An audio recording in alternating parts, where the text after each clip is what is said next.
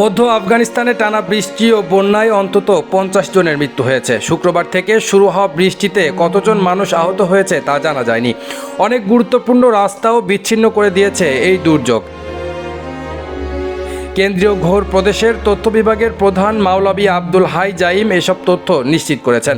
তিনি আরও বলেন, প্রদেশের রাজধানী ফিরোজকোহতে প্রায় 2000 বাড়ি সম্পূর্ণ ধ্বংস হয়েছে, 4000 আংশিকভাবে ক্ষতিগ্রস্ত হয়েছে এবং 2000-এরও বেশি দোকান পানির নিচে রয়েছে। গত সপ্তাহে ভারী বর্ষণের ফলে সৃষ্ট আকস্মিক বন্যায় উত্তর আফগানিস্তানের গ্রামগুলোকে ব্যাপক ক্ষতিগ্রস্ত করেছে।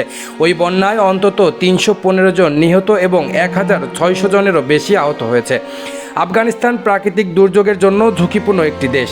জাতিসংঘ জলবায়ু পরিবর্তনের জন্য সবচেয়ে ঝুঁকিপূর্ণ দেশগুলোর একটি হিসেবে বিবেচনা করে আফগানিস্তানকে।